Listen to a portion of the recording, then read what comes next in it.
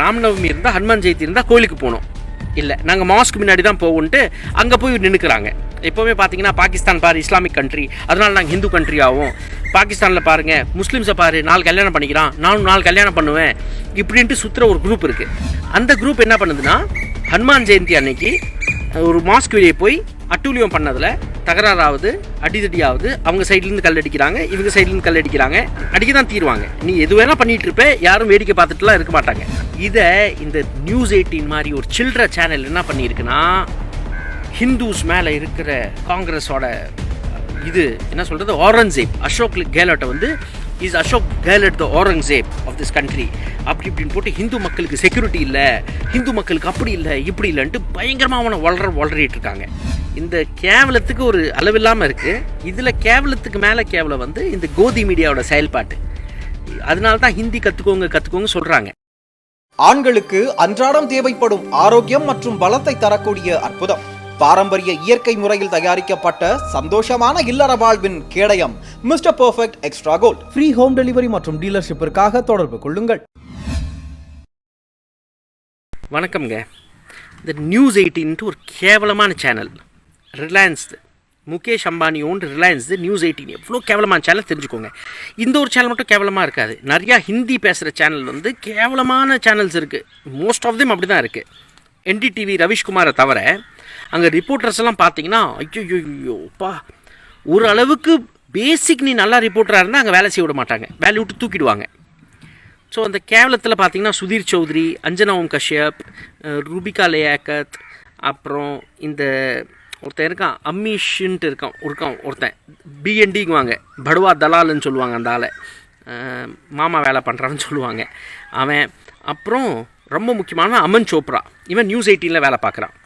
இந்த Mukesh Ambani owned news 18க்கு ஏன் இவ்வளோ கேவலமான வேலை, ஏன் இந்த கேவலமான ஒரு செயலில் இருக்குன்னா எனக்கு தெரில. பட் ஆனால் நீங்கள் புரிஞ்சுக்கோங்க, இது மட்டும் கொஞ்சம் கவனிச்சு கேளுங்க. செப்டம்பர் 18-19 ஏதோ ஒரு மீட்டிங் நடந்திருக்கு ராஜ்கடுங்கிறது ஒரு முனிசிபாலிட்டி அல்வர் டிஸ்ட்ரிக்டில். அதில் தீர்மானம் போடுறாங்க.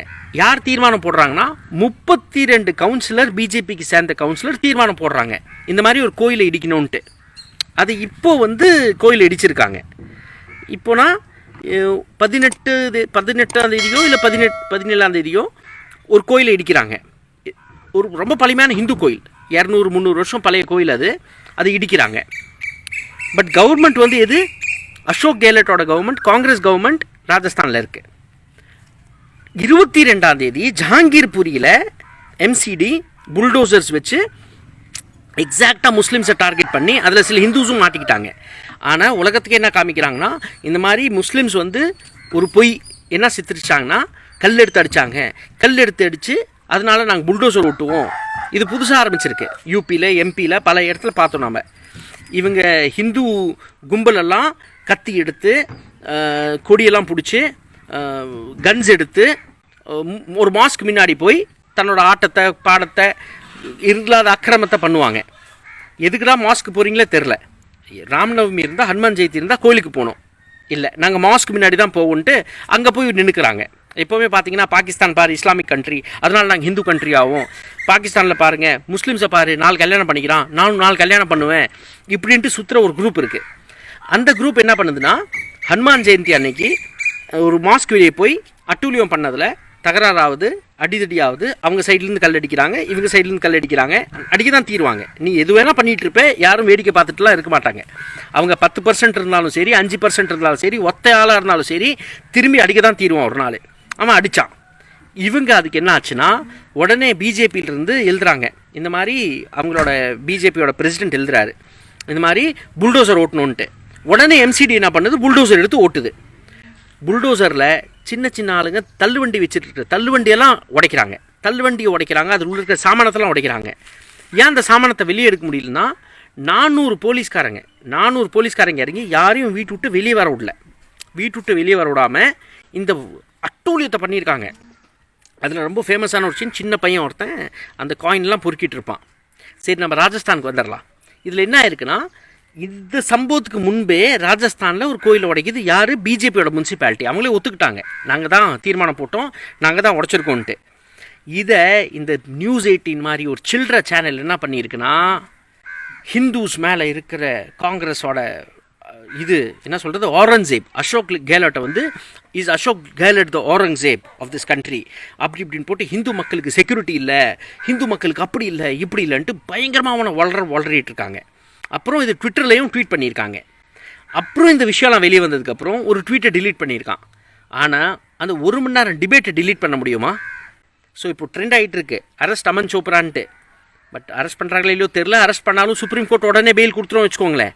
இங்கே எங்கேயோ ஜிக்னேஷ் மேவானி ஒரு ட்வீட் போட்டார்னா மோடி கோட்ஸேயோட வந்து கோட்ஸே ரொம்ப பெருமையாக நினச்சிக்கிறாரு, அதனால தான் கோட்ஸேயோட அனைத்து ஆளுங்களை, தட் இஸ் கோட்ஸே மகாத்மா காந்தியை கொலை பண்ணவன், அந்த கொலை பண்ணவனை பல சில்ட்ரன்லாம் தன்னோட பெரிய இதாக நினச்சிட்ருக்கு. எங்களோட ஹீரோ இவன் தான், கோட்ஸே தான் இங்கே ஹீரோன்ட்டு நினச்சிட்டு நிறையா சுற்றிட்டு இருக்குங்க. அதை எம்பி ஆக்கியிருக்காரு. அதில் ஒரு டெரர் அக்யூஸ்டு வேறு, ஒரு terrorist accused MP Sadhvi Pragya Singh டாக்கூர்ன்ட்டு இருக்கா. அது பாம்லலாம் நிறையா மாட்டிக்கிட்டா. அந்த அம்மாவை வந்து கோட்ஸே ஓப்பன் சப்போர்ட்டர், அதை டிஃபென்ஸ் கமிட்டியில் போட்டிருக்கார் மோடி.